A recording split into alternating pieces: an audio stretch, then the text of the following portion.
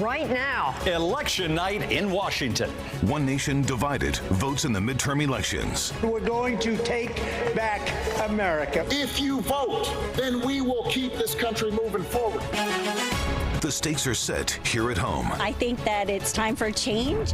In Maryland, will the Democrats take back the governor's mansion in a historic win, or will a Trump-backed Republican win? We're going to win. The vote's not going to go the other way. We're going to win. Join us to make this Maryland's decade. Polls now closed in Virginia and critical bellwether races. There are two races in Virginia that I'm obsessed with. We're one day closer to victory. So I feel very good about where we are. We're live with the results that could indicate the size of the red wave. Mayor Bowser set to make history. Plus, will D.C. voters change the way servers and bartenders are paid in the district? Inflation, abortion, and fears about the dismantling of democracy. Definitely a woman's right to choose. Dignity for all life. The issues driving you to the polls. We see inflation. If we have a fascist regime, we will not have a government. News 4's Election Night Special starts now. It's election night in Washington, a mix of optimism, excitement, anxiety, and the intrigue of the unknown. All eyes are on Capitol Hill as the balance of power is at stake in our nation's government. Last-minute voters are still lined up at this hour. This is a live picture from the Civic Building in Silver Spring.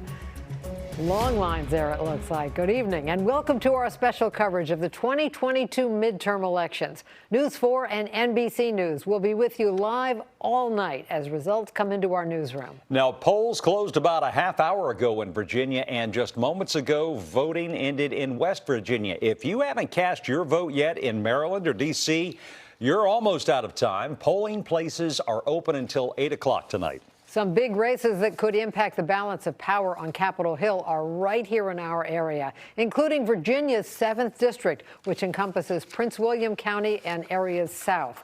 Democrat Abigail Spanberger is fighting for her 3rd term in Congress against Republican Yesli Vega, who's on the Prince William County Board of Supervisors. We're also closely following Virginia's 10th District in Loudoun and parts of Fairfax County, where Democrat Jennifer Wexton is running for her 3rd term against Republican Hung Cao. In the Maryland governor's race, Democrat Wes Moore is running against state delegate Dan Cox, a Trump-backed Republican. If Moore wins the race, he'd make history as the state's first African-American governor. And in the district, Mayor Muriel Bowser is expected to win her 3rd term, and several council seats are also up for grabs. Leon Harris joins us now with a look at some of the big national races that we should keep an eye on this evening and how they could impact the balance of power on Capitol Hill. Hi, Leon. Hey there, Doreen. Jim, lots of balls in the air tonight. Polls just closed in several battleground states. So let's take a look now at what's at stake tonight. There are lots to consider here. The Senate currently now is divided right down the middle, as you can see here, 50-50, with the vice president casting the deciding vote. So any seat that changes hands tonight has the potential to shift the balance of power. And there are many very close Senate races right now which could do that tonight. Here's a look at the 10 closest races that we've got our eyes on.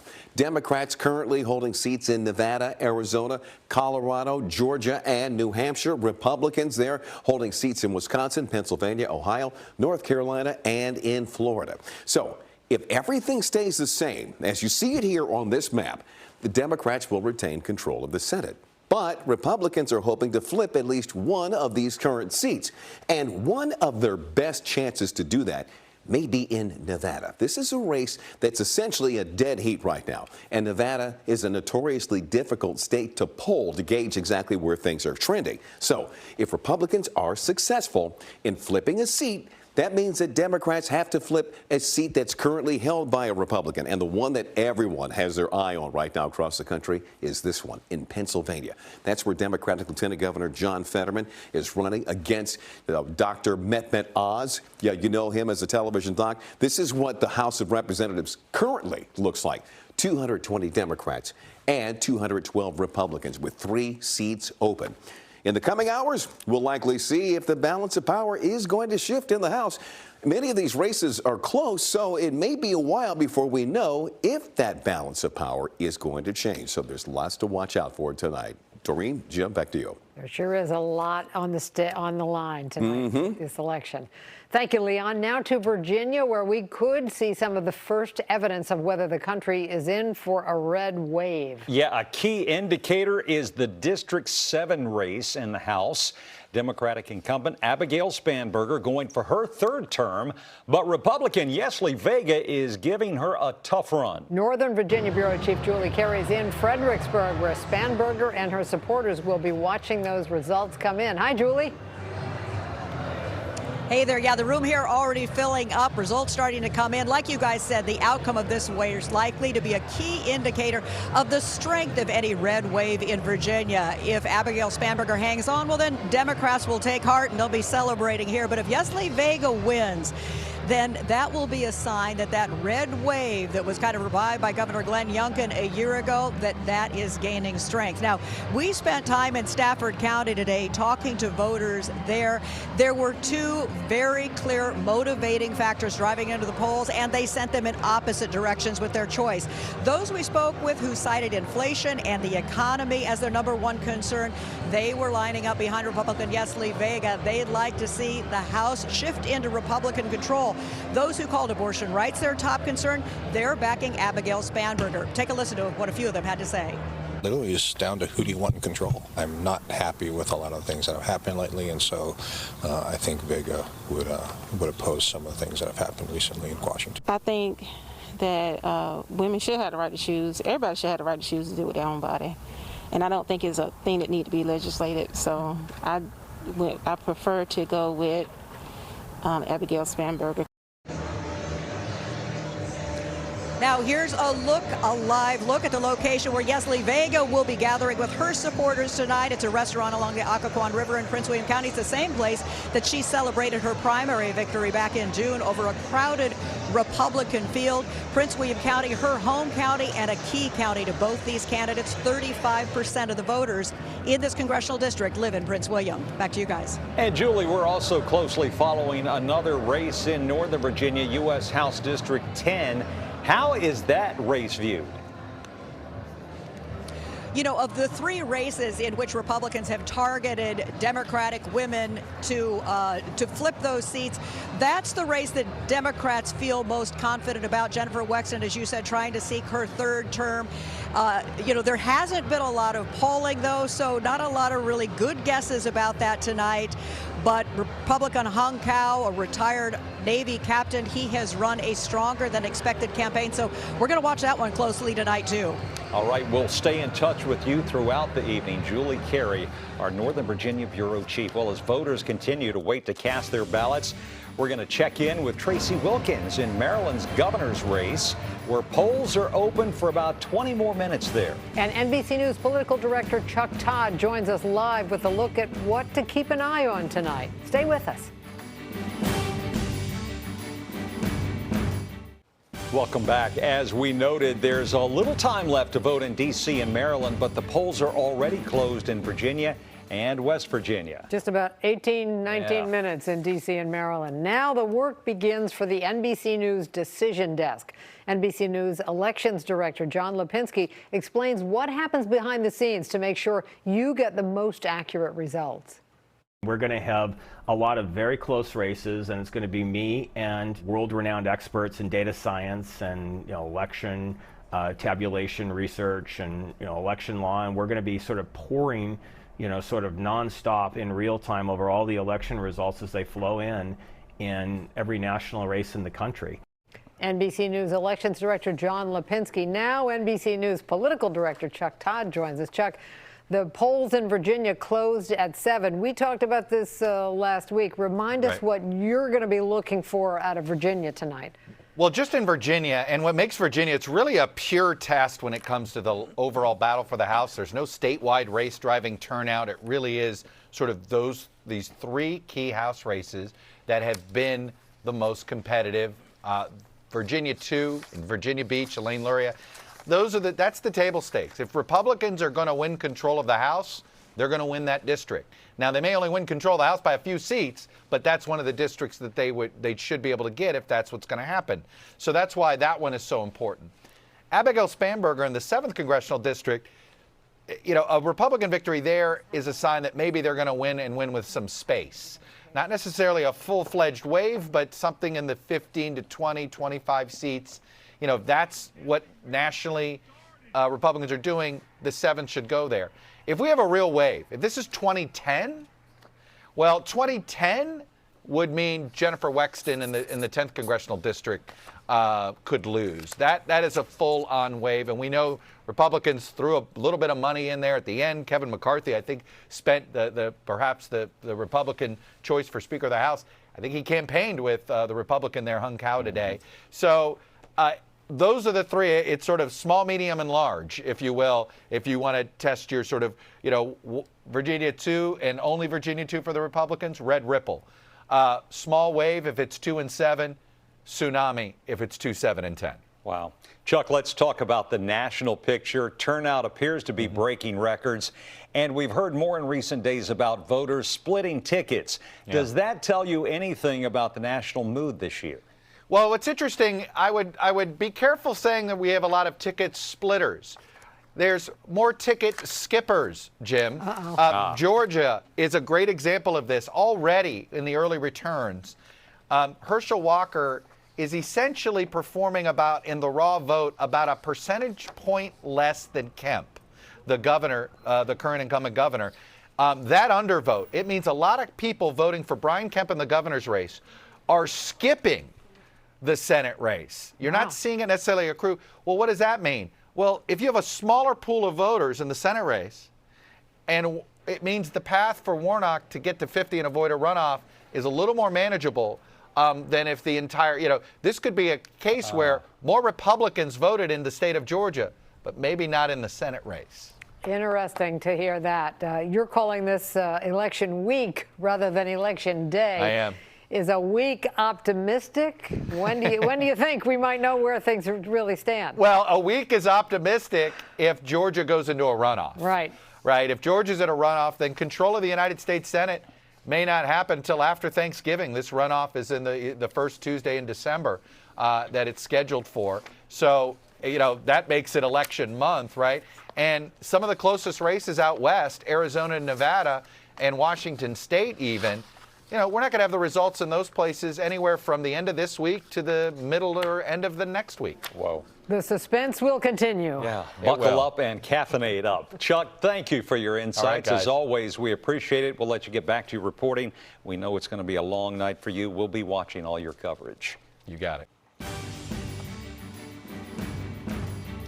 All day long, voters have been weighing in on local, state, and national elections that will have a direct impact on the future of our country. And tonight, we are getting a glimpse of some of the important issues driving people to the polls. Sean Yancey joins us now to break it down for us. Hi, Sean. Hey, Doreen. Hey, Jim. All right, so we're tracking some early exit polls that offer a little insight into how voters are feeling on this election night. This NBC News exit poll found inflation and abortion are the 2 main issues that motivated Americans to cast ballots today. As you can see there, nearly a third said inflation mattered the most. Abortion was a close second, followed by crime, gun policy, and immigration.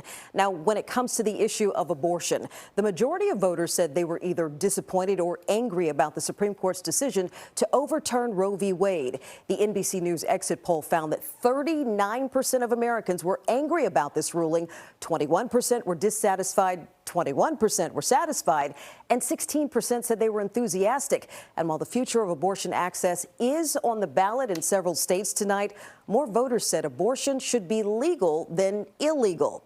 Now, when it comes to how Americans feel about President Biden's policies, the poll found that President Biden fell short when it came to convincing voters of the merits of his administration's policies. Nearly half of the voters said his policies are hurting the country. A little more than 1/3 said his policies are mostly helping the country. 16% said they are not making a difference either way.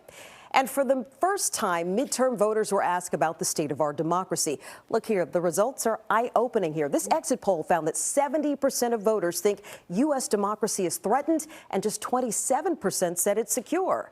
Well, as you guys know, we have a long night ahead of us tonight. We'll be watching to see how these early exit polls translate into that balance of power up on Capitol Hill. Jim, Doreen, back to you guys. 70%. Yes. A lot. Yeah. Number. Sean, thank you. Up next tonight, we've got a look at the race for D.C. mayor as well as a controversial ballot question. Now at 11, the DMV decides. Who all said with a collective voice that our time is now. The choices that will determine leaders here at home and perhaps America's democracy itself. Today I've been in all 8 wards, D.C., and D.C. is voting for the future. The economy, crime, and abortion fueling voter turnout. I think we're going to have a glorious night as Republicans because voters want to change. History made in Maryland. Wes Moore, the projected winner of this race, he will be the first black governor in Maryland's history. While control of Congress hangs in the balance, voters in Virginia will play a key role.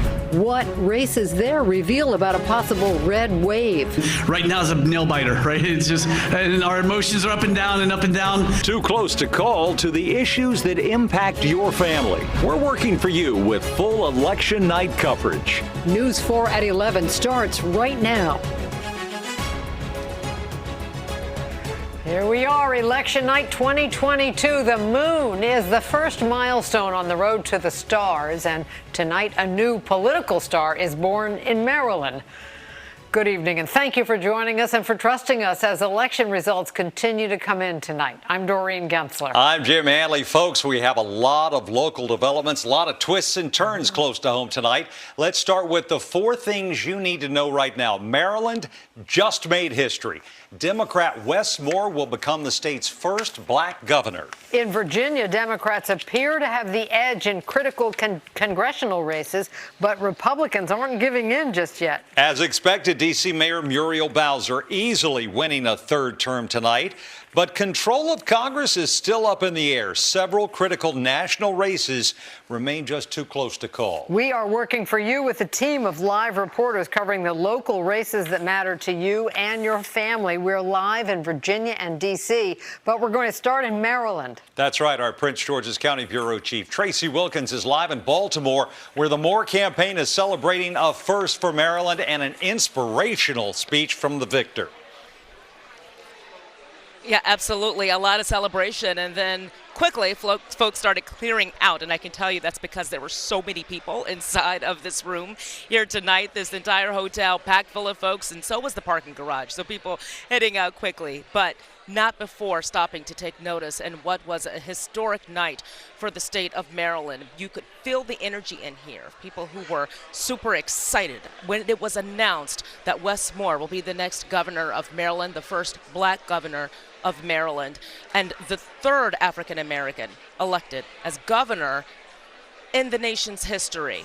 Take a look at what it was like when that announcement was made and when Wes Moore and his family came out onto stage, because there were some other firsts that happened here tonight as well. Everyone gathered at the Wes Moore election night headquarters here. Anthony Brown, the first African-American Attorney General, the former Lieutenant Governor of Maryland. Also Brooke Learman, who will be taking the seat as Comptroller for Attorney General here in Maryland. A lot of celebration because she's the first woman to hold that position.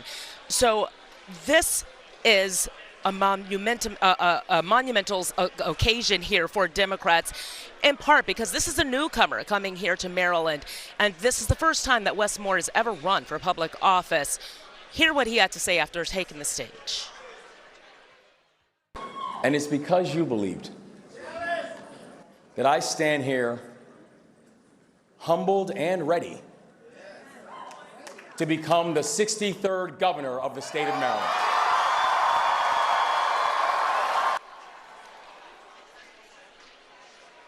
Now, we are still waiting to hear from Delegate Dan Cox and his reaction to all of this. You know that before election night, he would stop short of saying that he was going to accept the results of this election. And this is someone who also took part in that Stop the Steal rally and has had an issue with accepting the democratic process in the past.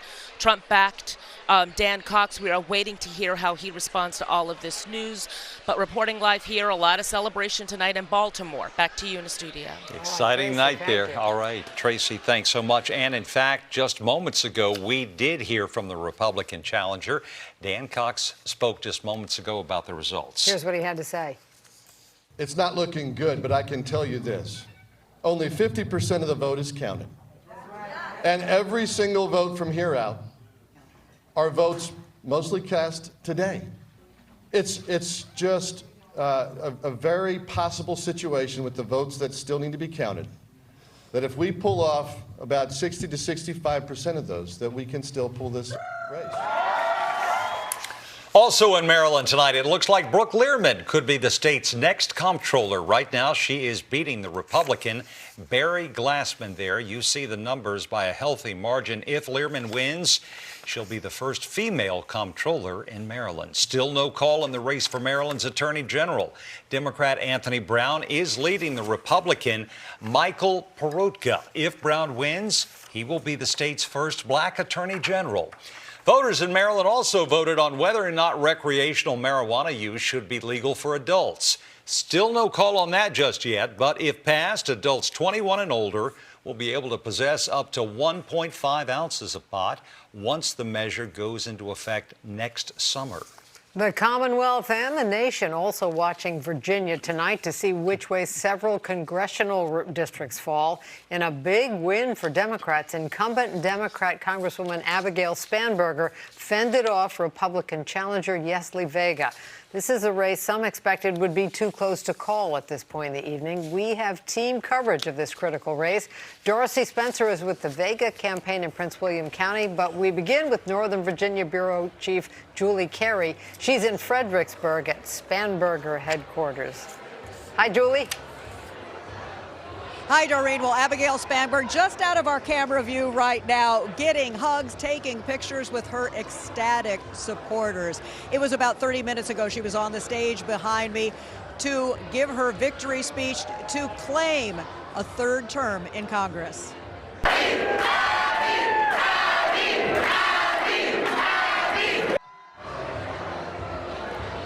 The red wave did not take down Abigail Spanberger. She had to fight off a strong challenge, though, from Prince William County Supervisor Yesli Vega, who got a lot of help from Governor Glenn Youngkin. But it was Vega's home county of Prince William, a Democratic stronghold, that pushed Spanberger over the top. Now, Spanberger tells me tonight she thinks her focus on issues important to this district, many federal workers here, issues like infrastructure funding, broadband, helped lead her to victory, but so did her support for abortion rights, a sharp contrast to her opponent. You know, the issue of what are our freedoms was a major motivator for some voters. And for the voters for whom that was a motivating factor, it was intensely personal. And that's certainly something that I heard from voters across the district. Spanberger won big in Prince William County in Fredericksburg, and the big surprise, even for her supporters here, she ran almost even with Yesli Vega in Stafford County, which is traditionally a red district. The first person to call this race tonight, apparently President Joe Biden. He called her about 30 minutes before her victory speech. We turn now to Darcy Spencer, who's with the Vega campaign in Prince William County. Oh, hey there, Julia. That's right. We are here at the Vega campaign party. If you take a look here behind me, we're at the Electric Palm. This place was packed a little bit earlier. You can see just a few dozen people left here. Vega took the stage within the hour. She did not give a concession speech. She came out on the stage here behind me, thanked her supporters, thanked the voters, basically saying there's still counting to be done. Let's hear a little bit of what she had to say. Listen, I know that you guys are watching the results as they're coming in. We want every single vote to be counted, yes? You all have worked so hard, and I want to thank you from the depths of my heart. I know that it's been a long day. It's already getting later into the night, but I just wanted to come out here and give you guys a quick update. We are monitoring the votes as they're still coming in. We have thousands of votes that have yet to be counted. So we want to make sure that every vote is counted because you all have worked so hard.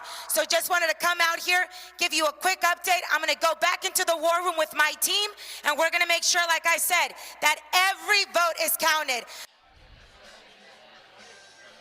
So that's what you heard from her just within the hour. We're also seeing that they're basically taking the stage down here at her party headquarters here in Woodbridge, Virginia. You know, like Julie says, she got a lot of support from Virginia Governor Glenn Youngkin, a fellow Republican. There was a lot of talk of a red wave that didn't materialize here tonight. I believe that Vega is here speaking to reporters at a separate location where we can't see her right now. We're going to get that and, of course, bring it to you as soon as we can. Back to you. All right, Darcy Spencer, thank you. Virginia's 10th district is widely believed to be another bellwether race, and tonight NBC News projects Democrat incumbent Jennifer Wexton will win re-election there. Northern Virginia Bureau reporter Drew Wilder will have more in a live report in just a few minutes on that. The stakes have rarely been higher than this in a midterm election. Tonight, the American voters have made the call who will control Congress and much of the American agenda. News 4's Leon Harris joins us now from our live desk with the latest numbers still. Leon? And Doreen, everything, truly everything is at stake right now tonight. All 435 House seats are up for grabs. All right, so let's get right to what we're seeing with the numbers. And look, I am watching these numbers literally moment by moment here. This is what the House of Representatives looks like right now at this hour. Okay, as you can see here, right now what we have here is 103 Democrats to 163 Republicans in the basically in the battle for the control of the House right now. The Republicans really close to actually making sure that happens. However, they just need to flip one seat to take control in the Senate. And right now, Democrats have 44 seats, Republicans have 45. And as expected, both parties keeping a close eye on tonight's results. Former Obama press secretary and current MSNBC host Jen Psaki says that top Democrats are optimistic. Every time a president is in power and there's a midterm election, almost every time that their party loses seats. And if you look back at Barack Obama's first midterm election, he lost 63 seats. He even called it a shellacking. And if you look back at Bill Clinton, he lost 54 seats. So they're aware of that historic precedent. All right, so now the waiting begins. Now, that's where we are right now with absentee ballots now being counted and legal challenges already underway. This midterm election day could stretch into midterm election weeks. So we will be standing by and watching to see how things all play out. Back to you. Pack your patience. All right, Leon Harris. Leon, thank you. Incumbent Jennifer Wexton wins her election in Virginia, keeping that 10th congressional district Democrat, beating GOP newcomer Hung Cao. The candidates leaned in on being polar opposites. News 4's Drew Wilder spoke with Representative Wexton after her win tonight. Democratic Congresswoman Jennifer Wexton absolutely ecstatic out here in Ashburn tonight, going back to Congress for a third term as she defeats Republican challenger Hung Cao. Now, there's still a few votes out there still to count, but projections have her with a 6-point win. Just take a listen to the way this room erupted when Wexton came out earlier for her victory speech. During her speech, Wexton thanked her supporters. She congratulated her opponent, Hung Cao, who has already called to congratulate her on her victory. She said that she is very proud of the bipartisan infrastructure bill. She's very proud of expanding broadband into more rural areas of Virginia's 10th district. And she says when she gets back to Washington to start her third term, she wants to work to continue tamping down inflation. After her speech, I had a chance to talk with her, and I asked her what she had to say in response to Governor Glenn Youngkin, who said Virginia's 10th was going to turn red, and that this was part of a red wave that was speaking on behalf of parents and what he calls parents' rights in their child's education. Listen to what she had to say in response. That it's about so much more than that. It's about protecting our democracy. It's about women's reproductive health. It's about so much more than just parental rights. They also know that the governor was trying to gin up a social and culture war in order to win an election, and nobody thought that was acceptable. Hung Cao called Wexton tonight, congratulated her on her victory, and then right after that, he got on stage in front of his supporters and told them that he believes there were a lot of anomalies at certain precincts in Loudoun County and that there were still some votes left to be cast. I reached out to a public information officer with Loudoun County and asked about that, and he said he did not know what Hung Cao was referring to. And we thank you for staying up with us. Our Decision 2022 coverage continues now from NBC News headquarters. Thank you for watching, and we'll see you back here tomorrow evening. Good night.